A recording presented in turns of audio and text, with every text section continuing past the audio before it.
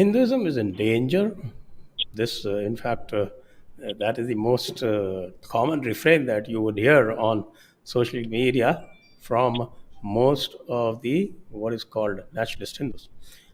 However, when Abhijit Iyer Mitra says this, then everybody gets worried. So I've got Abhijit Mitra here, and we will talk about his prognostications and check his astrological abilities. Okay, so here we go. Please subscribe, and also the support link is very much there in the description. I urge you to please look at that as well. Here we go.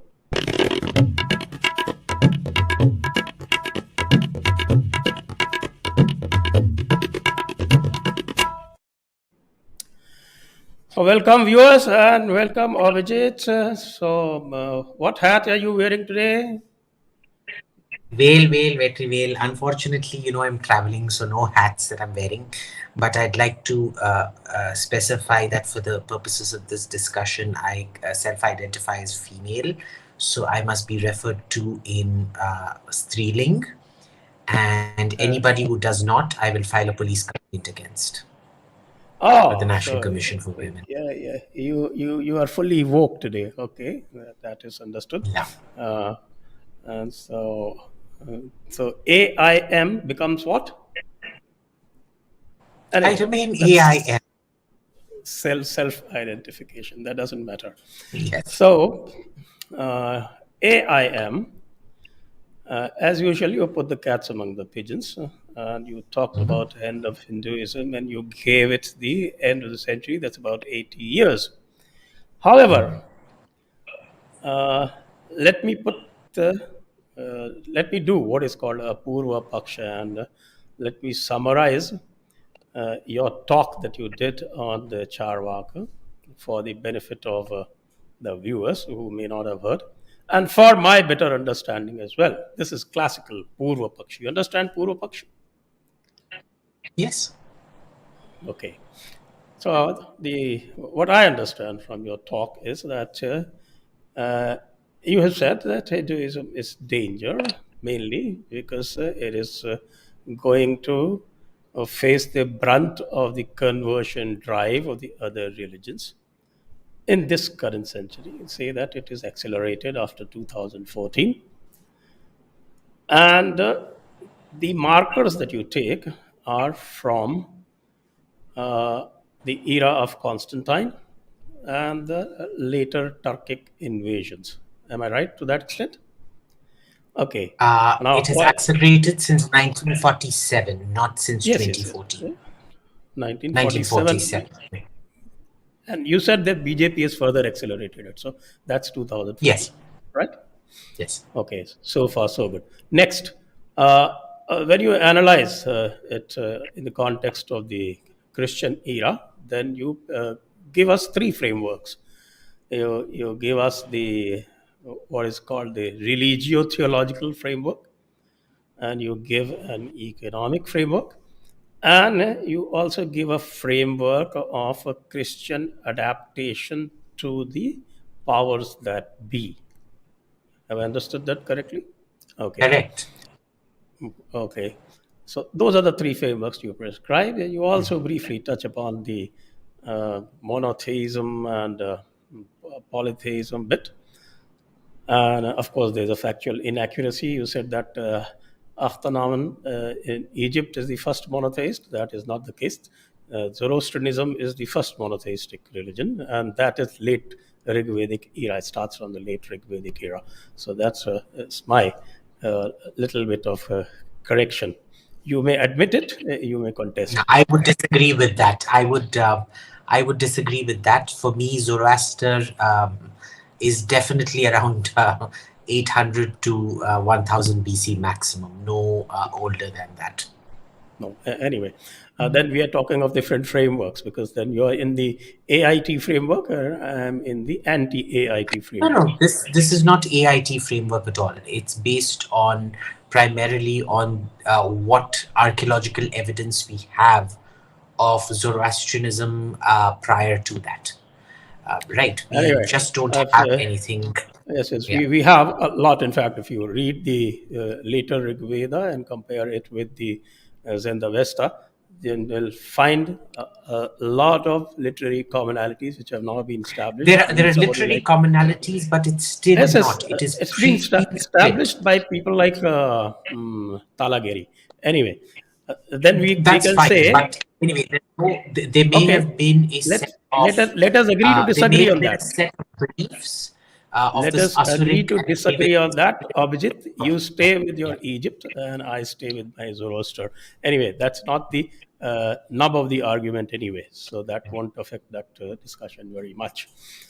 Okay, now let us come to your argument that the conversion was facilitated by the three frameworks that you suggested. And I don't have too much to disagree on that actually.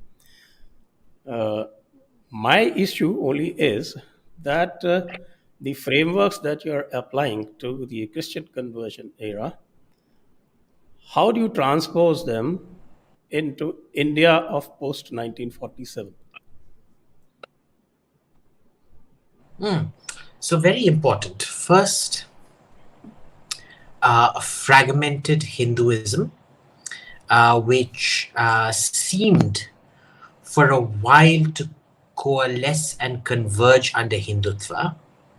The problem then becomes the monopoly of violence, all right, of how a opposing community can enact violence against you and get away with it, which we've seen happen over and over and over again, because one of the things this government seems too scared to do is to crack down on violence as and when it happens. We've seen this repeatedly. You saw this with Selampur riots, which turned into Shaheen Bagh, which turned into the Delhi riots. You saw that with Taket's farmers, which then turned into the siege of the Red Fort, which then turned into an ongoing blockade of the Ghaziabad highway. Nothing was done about it. So you see these repeat patterns. West Bengal, again, nothing done about it. So all these repeat patterns go back to that particular pattern. The next pattern was the economic pattern, which was, the Eastern Roman Empire was the first to become majority. At the eastern part, it hadn't become the Eastern Roman Empire by that time, but the eastern part of the Roman Empire, Greece, Egypt, the Levant, were the first to convert because they had the highest levels of slavery and economic destitution, much higher than the western half of the Roman Empire, including Western Africa. There was that. What you see now isn't an increase in destitution, but more an increase in the knowledge of said destitution, which happens when you tend to get more connected. And in the case of Rome, it was the notion of a mare nostrum principle, where everybody knew everything and you were free to travel within the empire, unless you were a slave, of course, but you could be sold anywhere within the empire. The third is the refusal to come together and see a common ground. If and when you see a common ground, you think it's a common ground when in fact it is not a common ground.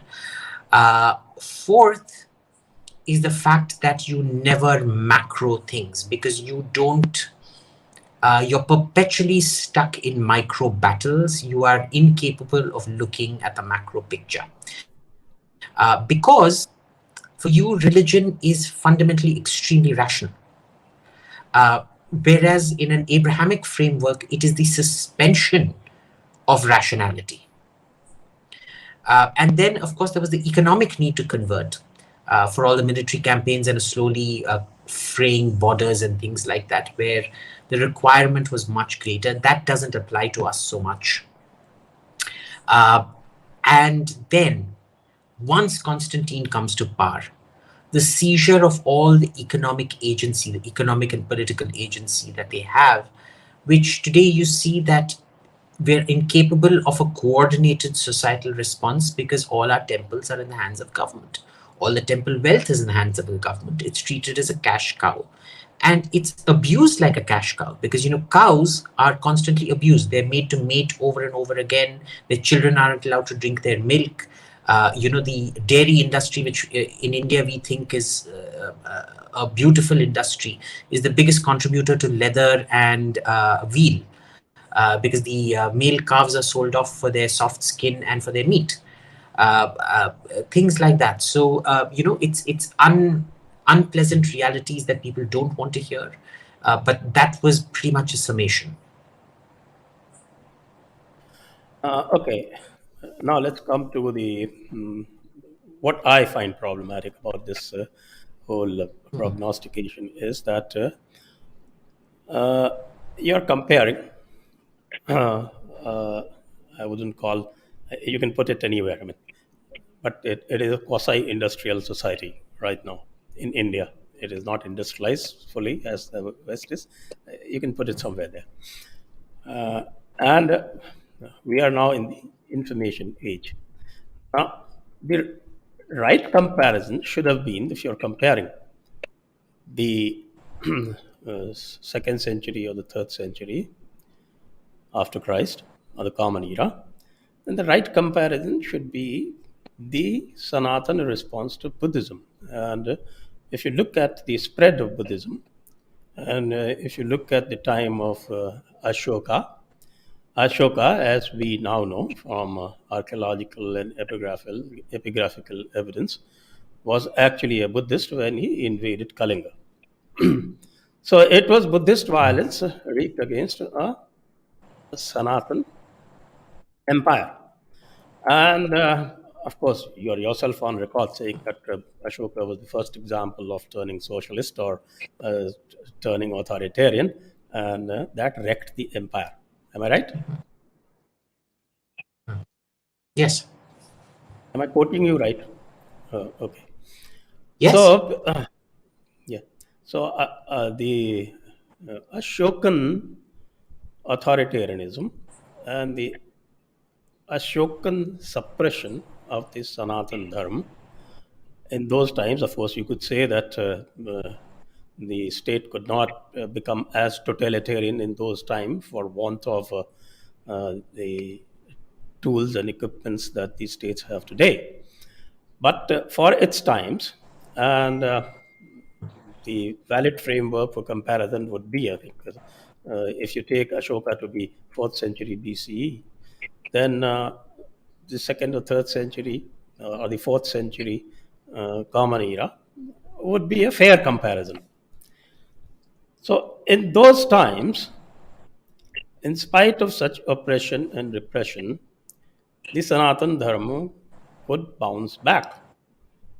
We wouldn't know the extent of elimination of Sanatan Dharma, but whatever we have from the archaeological and epigraphical and from all the edicts and everything, we know that it was substantial. And from that point, the Sanatan Dharma stages a comeback to the extent that Buddhism became extinct. Why would not be a valid comparison with Sanatan Dharma? And then from there, that we go to a deductive path and try and find out why it happened. Why would you not take that approach instead of comparing a 2nd century, 4th century Common Era phenomenon with a 20th, 21st century phenomenon? That's my question. For starters, because Buddhism is not Christianity. Okay, Buddhism is not Judaism. Buddhism is not Islam. So it falls flat there, just like this calling of Zoroaster a monotheist. Zoroastrianism is not monotheism, it's henotheism. There is one primary god, and there's lots of subordinate gods under them. You see this in Achaemenid and Sassanid. The Parthians were considered dirty, not really pure Zoroastrian in that sense. But both in the Achaemenid and the Sassanid period, you see this constant theme where Ahura Mazda is the chief amongst gods. You can ask the Zoroastrians themselves. They say they are monotheists. Well, I have. Well, they may, but then nothing explains how they worship Anahita and people like that, right? Or the fact that you've actually... for that matter, even Christians, the Christian Trinity, the Trinitarians, they call themselves monotheists, but basically they are Trinitarians. Yeah, but that's slightly different. That's a different this thing. That's still not henotheism, because they use saints for intercession, where they call a saint to intercede as opposed to worshipping the saint. They worship Christ through the saint. So the intercession is different. And it's three in one kind of, the Father, the Son, and the Holy Ghost kind of this thing. But anyway, so Buddhism is not the best comparison to do because we're not facing a Buddhist threat today, number one. Number Can I two, just there was, one anyway? second, let me finish. Please finish. Yeah, yeah, please. Because remember, Kalinga at that point of time wasn't Hindu, it was Jain. Kharavela, who comes and sacks Patliputra 20 years after Ashoka's death, also calls the Jain Mahasangha to order, and he himself was a Jain at that point of time. Now, what was different out there was that they did not, while they did use the state coffers to prop up religion, they didn't go around in the systematic way, systematic persecution. For Buddhism, the systematic elimination of other religions has never really been important. It is not seen as a heresy. For Christians, for Judaism, for Islam, it is. Now, have there been instances of extreme atrocities by Buddhists against Hindus? Yes. Have there been instances of extreme atrocities by Hindus against Jains? Yes. Because nobody wants to talk about the fact that one of the greatest Tamil Shaivite saints, Thirugyana Sambandar, there is still a mural in Madurai Meenakshi temple, which shows you how he had 8,000 Jain saints impaled alive on spikes. He was like Vlad the Impaler, who took spikes, inserted it up the Jain saint's anus, and they were left hanging like sardines on a toothpick there. So we're not talking about sporadic violence as opposed to systematic, enshrined persecution. And I brought in the very important example there of Honorius. And why did Honorius succeed where Diocletian failed? Was because Honorius brought in the concept of punishing governors for failing to enact his decrees. That was actually a very important bureaucratic innovation that he did. Which is why, in controlling the IAS, I keep calling for failure standards and accountability. He brought in those failure standards and accountability, and incidentally, I got that idea from Honorius. From Gibbons. If you're taking the Honorius example, then again, I would say that if you're, I have issues with your this Jainism, persecution of Jainism being very different. You took the Kharavela example. In any case, till the beginning of till 1947, Jains were never considered apart from Hindus anyway. Intersectorial, They consider themselves intersectorial. One minute, please let me finish. Intersectorial, intersectarian warfare has always been there. And when I mention about Ashoka's systematic persecution, in fact, I would say that Buddhism's impact on Hinduism would be much more pernicious also, because it had the capacity, because Buddha was from same stock, he was a Sanatani as well. He never preached a separate Mahasangha. It was his followers who did that. And coming from the same stock, coming from the same system, only preaching a different way, it would cause the absorption to be significantly simpler. You didn't have to create a binary situation as in case of Christians. So I find your argument problematic, that because they had the heresy kind of a concept, so they had all the facility to actually completely run over the other systems. One. Number two, as I said that right in the beginning, I said the true frameworks that you put, that you say 4th century, and you project it on to post 1947, and then you give the example of Honorius. Now, I would like to know, who is the Honorius here? Is Jawaharlal Nehru? Of course, I don't like Jawaharlal Nehru for his strategic blunders. Let me make that disclosure right in the beginning. But even then, I wouldn't put Jawaharlal Nehru in the place of Honorius or Indira Gandhi, of that matter, even Sonia Gandhi, whose anti Hindu bias is known to everyone, and she is probably done the maximum damage by some kind of institutional capture that very deviously was proposed to her. My suspicion is by the church itself. And for all his foibles and faults, and for not supporting the Hindu agenda, especially the equal rights for Hindus, you couldn't put Narendra Modi in the seat of Honorius either. There may be number of faults of omissions. There aren't any faults of commission yet. Agree. Agreed? Then who do you Yeah. think that, because you gave 80 years for Hinduism to finish, who is going to be the Theodosius and Honorius in the next 80 years?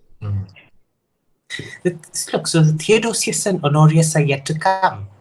That was the point. Oh, See, but when you know that they're going Constantine to come. takes over, of course, it's only a matter of But time. we You already haven't even have reached your Honorius Constantine. in.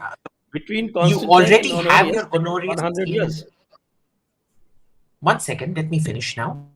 Yeah. Honorius, you already have one regional Honorius in YS Jagan.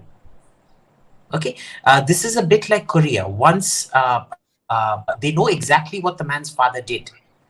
They know what the man's father tried to do to Tirupati. And they voted for him again. Okay, now look at South Korea. Once you've had a Christian president, have you had, even though South Korea identifies as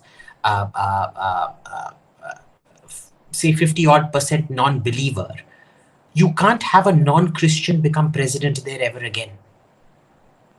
Right? Even though officially only 26% are conforming Christians. Okay.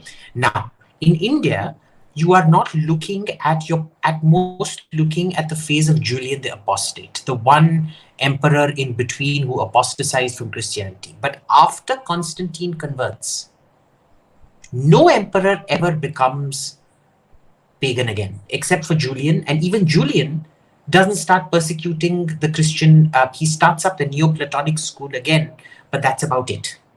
Right? We've not reached our Constantine point yet. We will get there. We will get there.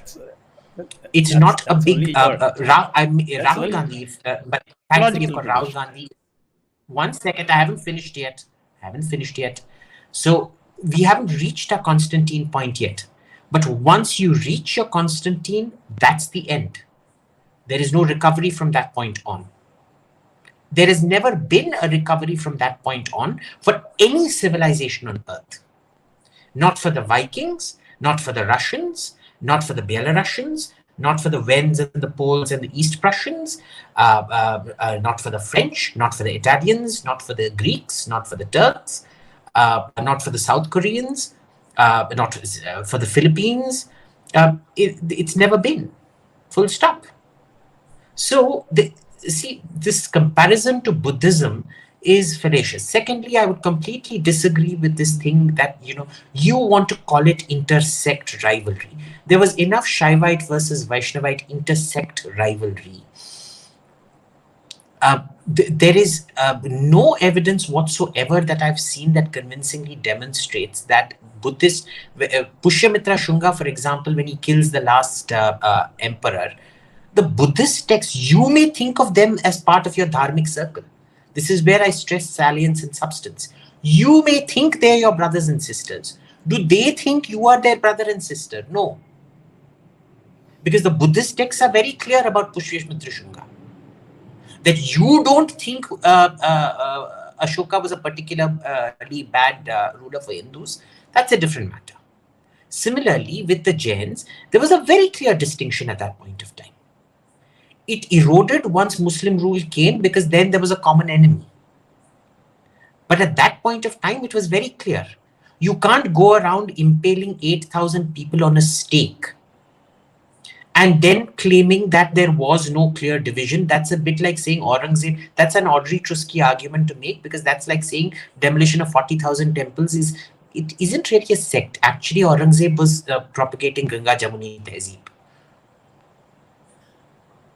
Have you finished? Yeah. Okay. Anyway, I have to check up this Jan impellation because the first time I'm hearing this. Anyway, let's come to your argument. In fact, when you say that you may consider Buddhists to be your Bible, but they don't consider uh, themselves to be yours, actually you are defeating your own argument because in the earlier instance you said that well, Buddhism is not Christianity, but now you're saying just the other thing. And you are actually equating No, Buddhism there with is no Christianity. contradiction. It's not binary. No, no, it's not a binary. Mhm. Understand that the dharmic faiths, they come. So, for example, how for Judaism, Christianity, and Islam. You are One interrupting me. I second, am I not haven't finished interrupting. yet. No, no, no. One second, one second. For I hadn't finished Judaism, either. Christianity, one second, one second. For Islam, Judaism and Christianity are Ahle Kitab. They are all people of the book. For Buddhism, we are still dharmic. That doesn't mean Muslims don't kill Christians and vice versa. So there is a connecting strand between Jainism, Buddhism, and Hinduism. But calling that intersect rivalry is like saying Muslims and Christians and Jews killing each other is intersect rivalry. Which you Okay, can make a so case. Technically, one believes in the Old Testament, one believes in Old Testament no, no, plus New Testament, I, and one believes in Old Testament plus New Testament plus Newer Testament. I would appreciate, Abhijit, if you give me the same courtesy which I am giving you by not interrupting me. And I would say that by stating this argument, actually, you are only supporting my argument. I'll give you time to come back later because you're saying the same thing again in different way. That okay, the Buddhists have animus against you. Whether it is animus, yes, you say that they consider you dharmic, the other people consider you Ahle Kitab, and yet kill each other. Buddhists consider you dharmic, yet they kill each other. So I mean, where are you getting to? I don't know. Let me come to the YS Jagan argument, the salience and substance argument that you were putting forward. Okay, uh, YS Jagan argument is fine. I demonstrated to you why I said Buddhist was because Buddhism gained currency. We don't know to what extent. It was the uh, royal faith. Let's not call them. Let's not call the dharmikas as religions. It was the royal faith, and it was substantial. And of course, if you go by the various what is called fictional accounts and non-fictional accounts and what have you, I would think that the animus between the two was quite substantial, and the Buddhism had the sweep of the place. Percentages we do not know, and yet Sanatana staged a comeback. That's something that doesn't happen between the Christians and the pagans. And of course, I have a, reasoning for that. I'll put that forward because you also analyze the philosophical frameworks of the two, and you consider the what is called the systems that the Greeks followed, the Romans followed, and that was pagan, all right, but it wasn't rooted in the kind of philosophy that the Sanatana had. And my submission in this case is that the Sanatana was able to make a considerable pushback on Buddhism because it had a framework, it had an experiential framework that was quite similar to Buddhism, but also substantially different on certain questions like Atma and Anatma. And because it had, Buddhism also developed its own corpus of literature. And because it had some kind of literature to fall back upon, which wasn't available, in my opinion, to the other pagan civilizations. And when they did produce that literature in the time of Plato and Aristotle and others, we have that Platonic, Neoplatonic systems. Their logic system was pretty much binary. If you look at the Aristotle's logic, the logic system that Aristotle follows, that's pretty much what the Christians adopted later on. And in fact, the early Christians also had the transposition of souls, not the transposition of the transformation of souls. And not just that, the early Christians, in fact, not just early Christian, right till 553 Common Era, the Christians also had what is called the cyclical time. It was in the Constantinople Ecumenical Council. I think it was fifth, if fifth or sixth. I don't remember which one, but 553 Common Era. That was the time that finally a curse on cyclical time was pronounced.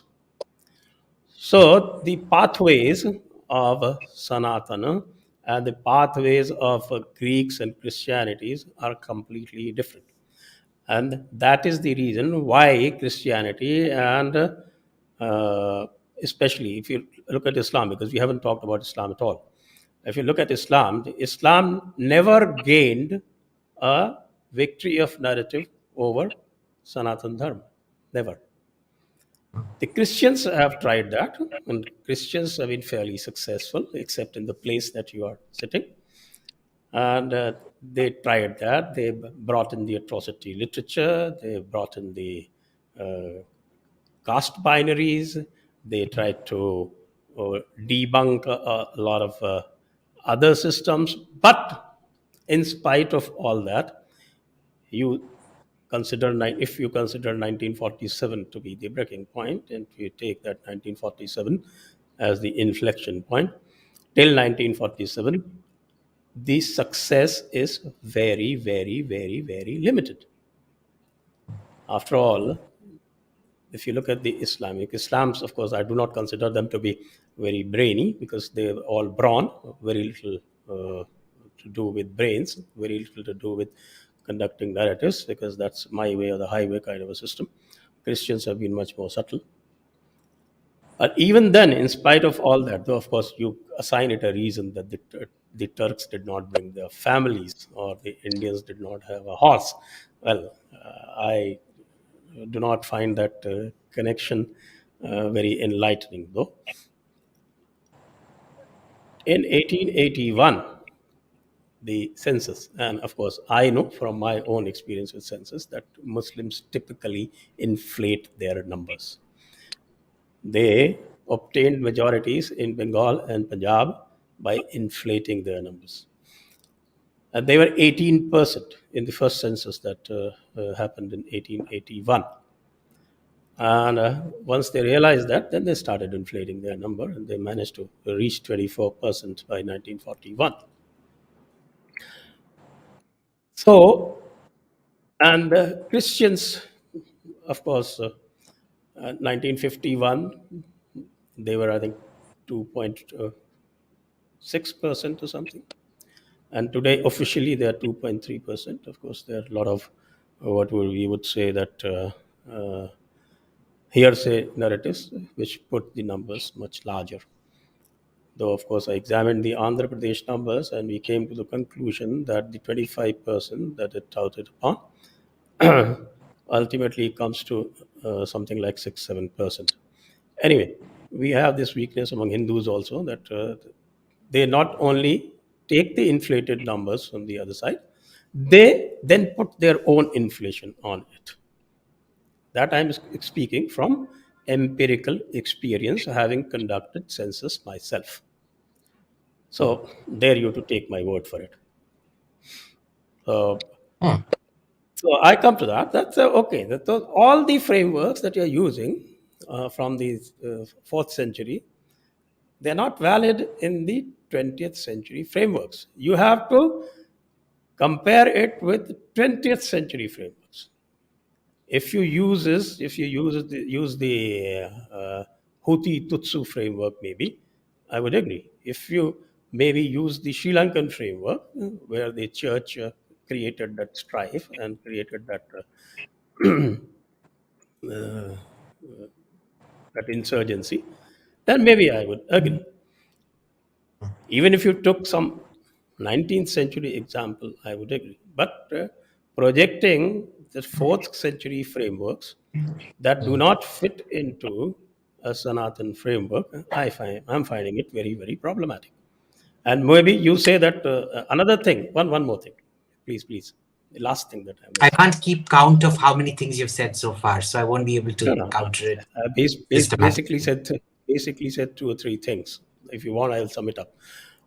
And you're saying that there will be a Constantine, and there will be a Theodosius, and there will be an Honorius. That takes it into the realm of astrology and not rational argument. No, Yeah. look, Vice Jagan is the first pallbearer of it. So it's a systematic pattern that you're going to start seeing. Your Northeast is already gone. Uh, Andhra will be the first, has already become the first major state to fall. And you have experience conducting census. I have experience living in the conversion belt, which is the coastal Andhra down to coastal Tamil Nadu. I've seen my own colony, which used to be a Tambram colony in Mylapore, turn overwhelmingly Christian, to the point that, I hardly find any Tambrams here anymore. You go down south, it gets worse and worse and worse and worse across the coast. Right. So while I respect your census experience, you then have to respect my lived experience of living at the prime heart of the conversion belt, number one. Number two, the council that banned the cyclic time was under Theodora, because Theodora, Empress Theodora, the wife of Justinian, was a whore. And she had a huge issue with cyclic time, because it wasn't exactly karmic. It was something similar, but not the same kind of this thing. Number three, I'll tell you why the 4th century AD is still valid for us. Because India is not an industrial. We're still a pre-industrial society. Okay, we claim to have moved on to the information age, but a true information age is based on an industrial age. Remember, at one point of time, all the so-called information age economies, which account for what? Today, they're only 20, 24, 25% manufacturing, 70% services, and say 2 to 3% agriculture, where at one point of time, 70, 80% manufacturing, which China is transitioning through. We never achieved that level of manufacturing. We've always been like what, 18, 19, 20, high 20 percentages manufacturing. We've transitioned into services. That still doesn't make you a industrial society. Next, with labor, all your labor statistics, what, less than 10% of your labor is organized labor. The remaining 90% is disorganized labor. Right? So again, that is exactly why the 4th century is more relevant to us. It's pre-industrial society with a pre-industrial society. Now, I personally define industrialization as the application of chemical energy to the production process.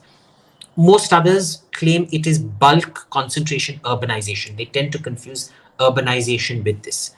You look at Roman urbanization percentages, it was very similar to India in the early 40s. In fact, Rome was probably slightly more urbanized than India was in the 40s and 50s. Right. So I would disagree with that very considerably. I think it's the perfect framework to be applied. Does the Sanatana Dharma Buddhism framework also apply? Yes. Except, remember, you had huge intellectual giants pushing back. You had people like Shankaracharya and co pushing back against it. You had the Bhakti movement that came up and pushed back against it. Today, in an information age, you don't have those kinds of movements pushing out. There's letters between who is that Sant and Meera talking about things Abhinav was telling me, I forget now. There was coordination. Today, there's no coordination. right? We don't even have the theological framework in which to do that coordination and back them off. So very, very different things. In Buddhism, state power was always sparingly used. So even now, if you go to Thailand, you have Ganesha temples and things like that. Buddhists, I know a lot of Buddhists, for example, in Thailand and Cambodia and Vietnam, who will not eat beef, even though most Thais, Vietnamese, and Cambodians consume copious quantities of beef. You still have Ganesha temples and things like that out there. It still remains syncretic, right? On the other hand, you tell me what is left. I mean, even in Sri Lanka, you want to take the Sri Lankan example, you still have a significant minority in the community that remains Hindu. But of that Tamil, that ethno-linguistic minority that was Hindu, almost 40-50% have now been converted to Christianity, not to Buddhism, to Christianity. So in fact, since you raised the Sri Lanka example, look what happened to the relict Hindus of Sri Lanka. They weren't absorbed by Buddhism. They were absorbed by Christianity, or they're in the process of absorption by Christianity. So the framework is correct. The cyclic time, I think, it's not really relevant to this argument. But I want to stress, Christianity never, ever won the argument against Roman paganism. Let's be very clear about that. They won through force of arms. They did not win the argument. And this is something Gibbon makes very, very clear in his Decline and Fall of the Roman Empire, where he says you had these huge intellectuals, the five good emperors, Trajan, Hadrian, Antonius Pius, and especially Marcus Aurelius, who never found, in his own words, even an iota of intellectual stimulation in Christianity. Far from it, Christianity was deemed unintellectual. It was deemed the philosophy of morons. It was deemed the philosophy of lower life forms who didn't have the capacity to think in the sophisticated way of the Roman state. And it was precisely that, and that is what I'm not making this analogy. Christians make this analogy of, the shepherd and the sheep. It turned people into sheep. They follow brainlessly, which is why you needed more Christians to fight the Germans, to fight the Persians, and to fight down south the Berbers and the Nubians, Numidians. Nubians or Numidians, I forget now. So they never won an intellectual victory against paganism, ever. Ever. You have late Byzantine philosophers who in secret, because the penalty was death, who converted back to paganism in secret because they were so appalled by the lack of intellectualism in Christian theology. Islam, again, it never defeated an argument theologically. It won through the force of arms. Christianity, again, did not defeat the argument. They never defeat arguments. If you look at it, it is, my aunt, she always used to make fun. She would literally quote from the Bible and the Quran, and she'd be like, here, we're talking about Bhagavad Gita, this. She'd quote a shloka and she'll say, really, you want to compare this with this? And that is the intellectual comparison. Why do Vedic studies and things become popular in Europe after the age of enlightenment and things like that? It's because people develop a more sophisticated framework. I said that in that podcast, that, for a Bronze Age religion, Hinduism was unique in having the kind of intellectual sophistication that would not come about till the second axial age, and it had the intellectual sophistication even to defeat not just the first axial age, but also the second axial age thinkers, even though it was formed in the Bronze Age. Whereas you look at religions, Bronze Age religions, no other Bronze Age religion has had that kind of sophistication. So there's different things at play out here. Today, where is the intellectual sophistication you're seeing? And if you see that intellectual sophistication in someone, where is it coordinated with state action? The state is almost 90% of the conversion nexus. So I am not a Hindu, albeit a Charvak atheist, because of any great this thing. I would have been happy to convert if I found an iota of intellect in these Abrahamic religions. But I read them and I go, like, seriously, dude? Seriously? I mean, what the hell? I could think better than this when I was in the second grade or the first grade. They are intellectually uninteresting religions. They are great for people who want clarity, who want binaries, who don't want nuance. And that's what they bring. Which, good for them. It's Okay. crude for a crude audience. Uh, And uh, India uh, excels at crude these days. anyway, if I remember right, then you also included the lack of theological sophistication of the paganism as one of the reasons for Christianity's triumph. Yes. Am I right? So Yes. that seems to negate what we are saying right now. Anyway, No. let me put forward another argument. Sorry, can I We'll just also go to quickly button? Just quickly. okay. Quickly, before you make your next argument. Remember, I said they had extremely sophisticated philosophy, but they never combined it with their religion. Because they used to go into a dark underworld, they didn't have a concept of karma. You had a split between theology and philosophy. They never developed theology. They developed philosophy and they developed mythology. In India, we never split it. Christians combined philosophy and mythology to form theology. In India, it never split in the first place. So you don't have a philosophical split.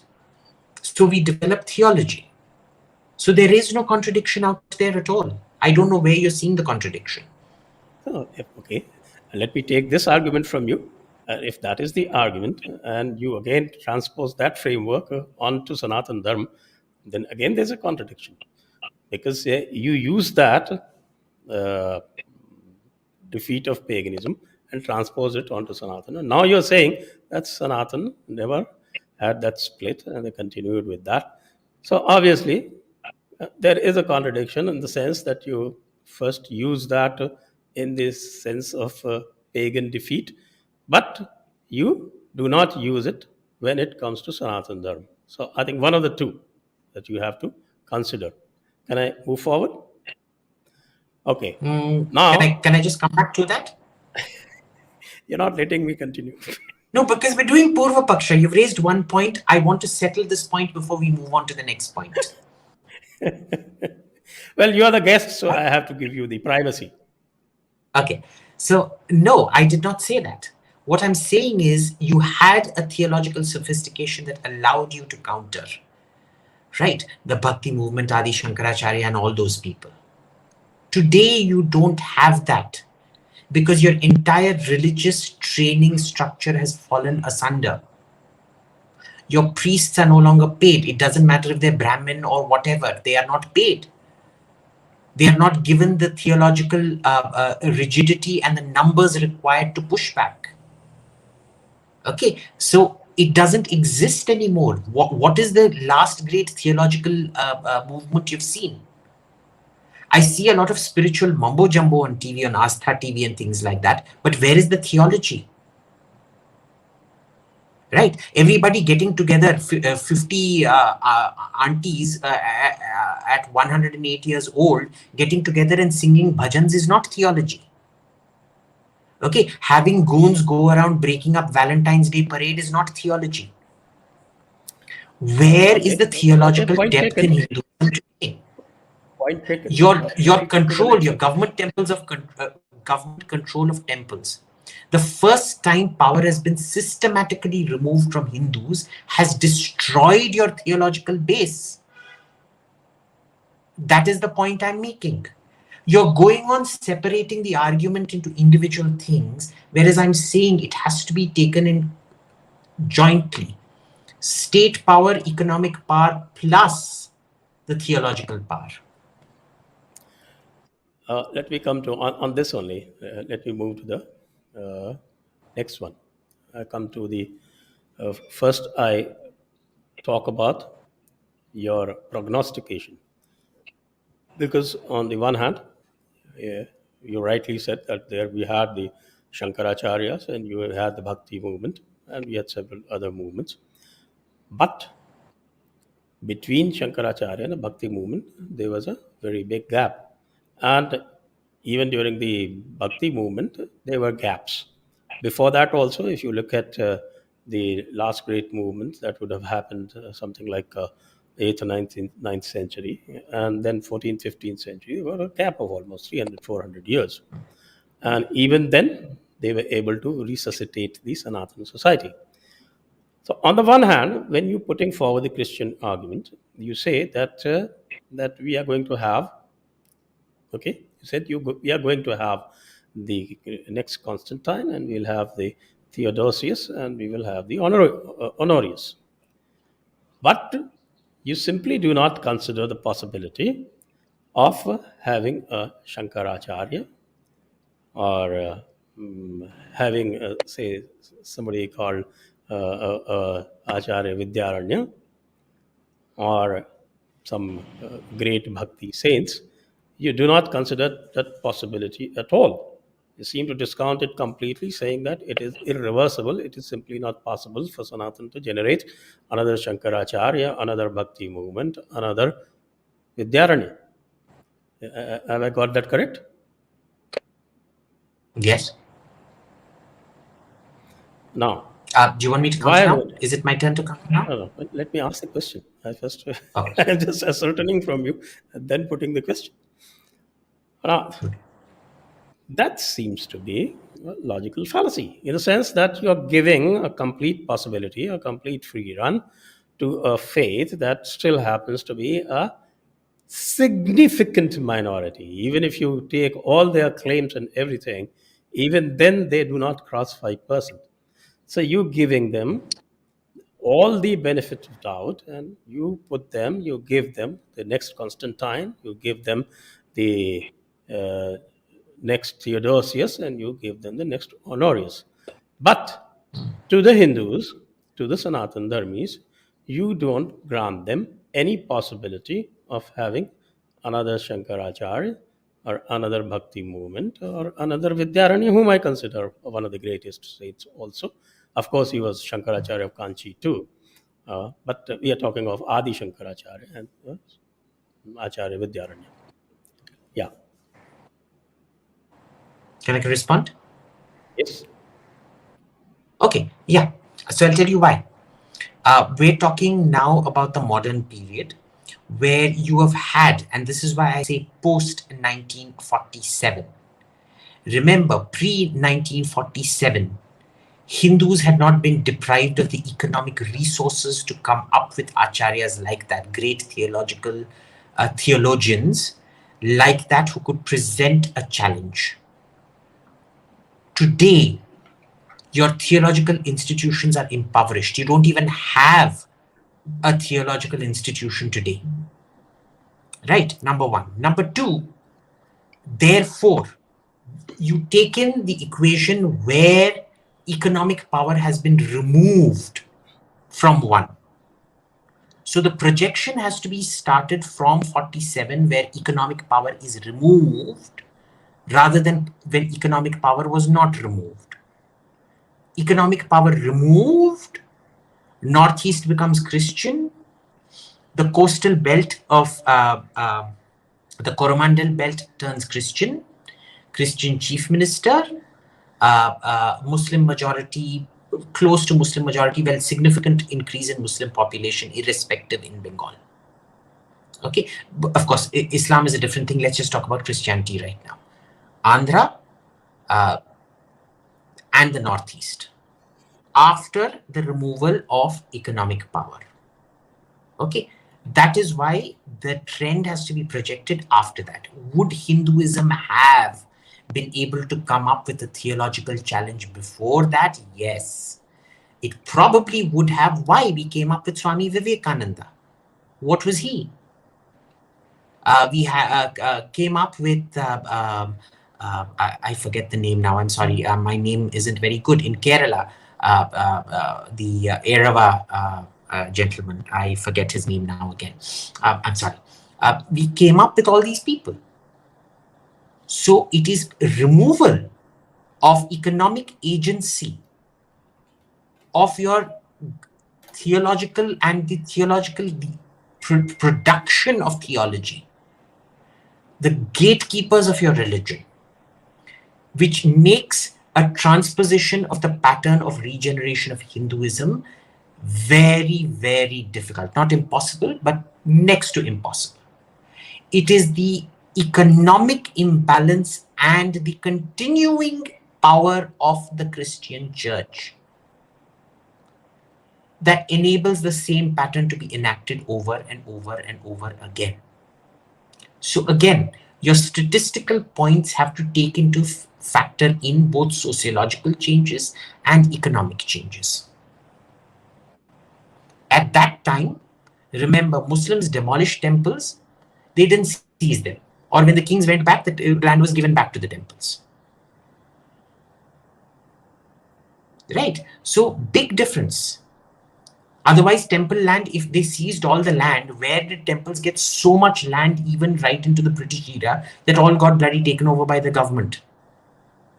So the economic wealth had not been taken away. It is the government of independent India that took it away. It is the government of Narendra Modi that refuses to give it back.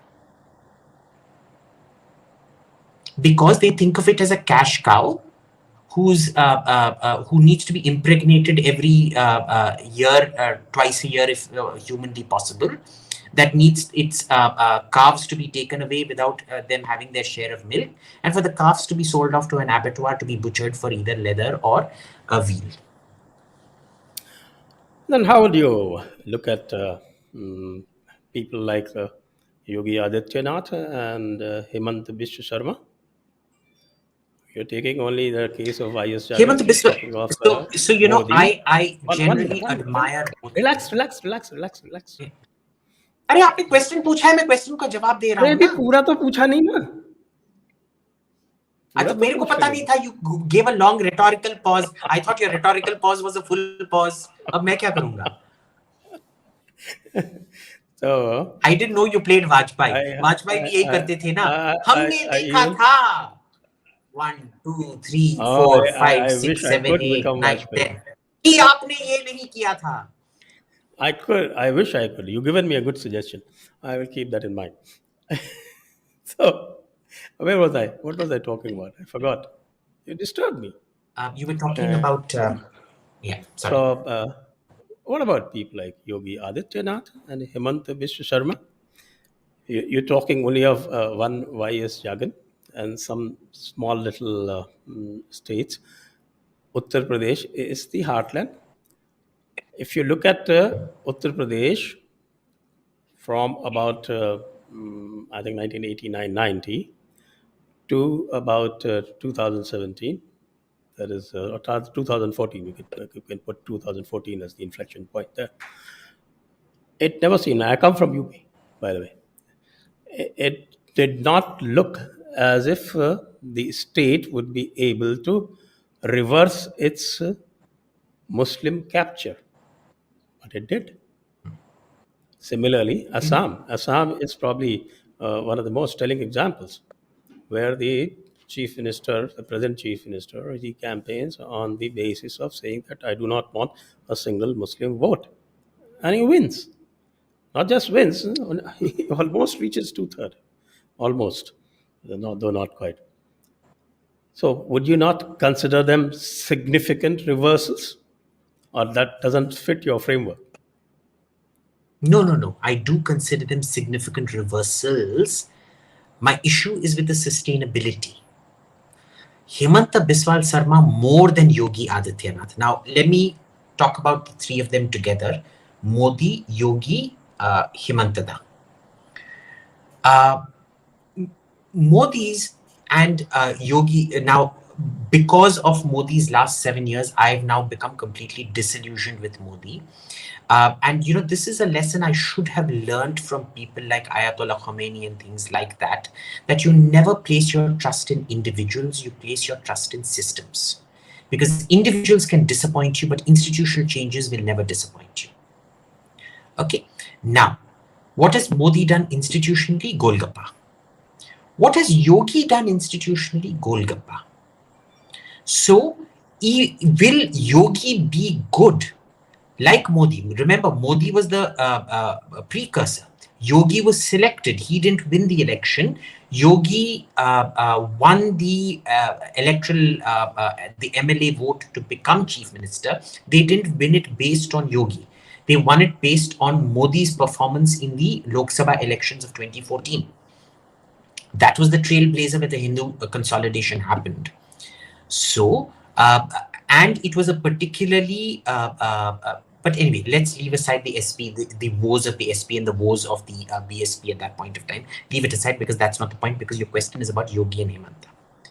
Himanta Biswal Sarma, on the other hand, is the first person who is showing a clear-cut indication to enact institutional changes. For example, the laws about cow slaughter around temples and things like that. And obviously, because he's a congressman, he has a much more higher elevated level of understanding policy than anybody the BJP Parivar could ever produce. That you have to give it to the Congress. They do understand policy much better. In this particular case, I hope, is it a reverse for Islamism in UP and Assam? Yes, huge. Assam more so, much more so, because it is being institutionalized, something that the previous chief minister did not have the guts to do, but the current chief minister does, and he's going about it very, very fast. The same way, for example, when the Congress took over, the first thing in 2 states, the first thing it did was to sack all the committees set up by the BJP. When the DMK takes over in Tamil Nadu, the first thing it does is it appoints a pastor to revise the entire educational syllabus. Right? Very, very smart moves. Himanta seems to understand institutions. I don't know if he'll get consumed by this Nobel Prize more that Vajpayee got affected with, and clearly Narendra Modi is deep in the thrall of. Yogi, I don't think he will become enthralled by the Nobel Prize or by what other people think of him. I hope not. But I've not seen the kind of institutional changes. He is Julian the Apostate was that one pagan emperor between the Nicene, the Christian emperors. Yogi might be that big reversal, but it is not a systematic reversal. Which is why I am still suspicious of Yogi, that when he comes to the center, will it be a Hindu renaissance of sorts? Maybe yes. Will it be institutional? Will it last? No, it will be like Raja Hemu or those other Hindu kings that, who was the guy that killed the last, was it the Khilji emperor or the Lodi emperor or the Mamluk emperor? He was a Pawar boy or something who killed the last emperor because he was a homosexual in a relationship with the last sultan, and he tried to take over. And then there was Raja Hemu during Akbar's time and all of that. Yeah, that would be Flashes, Lodi, shooting stars. So I don't know. Modi is definitely a shooting star. Let's be clear about this. A very long shooting star, maybe Halley's Comet that lasts for like 10, 12 days in your field of vision. But he's a shooting star because we have not seen institutional change. Yogi, will he be much more militantly pro-Hindu than Modi? I hope so, going by his chief ministerial stint. But then, that's what Modi was like when he was chief minister. Coming to the center completely changed. Himanta is the only one that shows promise of institutionalizing. Again, I don't know what happens when they come to power at the center. I think in order to control prime ministers, there must be this thing that all meetings with foreign leaders must be behind closed doors. There must be no photo op ever with a foreign leader. And they must solidly reject any form of foreign prizes of any kind. Philip Kotler Award or Philip Kotler Management Award or Nobel Prize. No prime minister must be allowed to accept anything. Did you ever hear I think that would be Modi? a very good starting point. Did you ever hear Modi in Gujarat I saying used to hear something him a like, lot. I used to play his speeches. I've saying heard his something? speeches on loop when he was Chief Minister of Gujarat. And Mhm. now I listen to it with Karela juice because between the Karela juice and his speeches, I find the Karela juice less bitter. Not to mention much more exciting as well.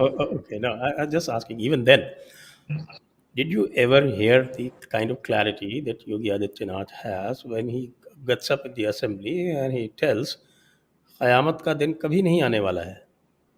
I'm sure, with your And I understanding of admire Islam that.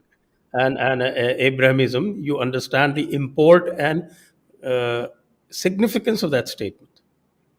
Yes. I can show you speeches that Julian the Apostate also made like that. Very profound speeches he made to the Senate. Well, Abhijit, It we are doesn't change already at course. This is why I said 1 hour 5 minutes. institutional.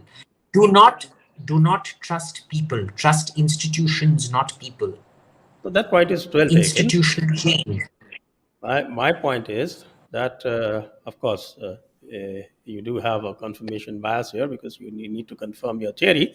So every time you talk of future Constantine and Theodosius and Honorius, you have a different kind of take. But when it comes to Yogi or Hemant Biswa Sharma or anyone else on the Sanatan side, you have your huge skepticism. Anyway, we are at 1 hour 6 minutes now, and we've got a lot of questions. So I think we need to do Islam sometime else. And today we Yes. got consumed by Today we'll do 30 Christianity minutes completely. of we'll do 30 minutes of Q&A and it will focus on Christianity. Yes. Yeah. So let's move to the Q&A. Uh, Viewers, please like the video, share the video, subscribe the channel, press the bell icon, and go to that link where you can support us. That's in the description.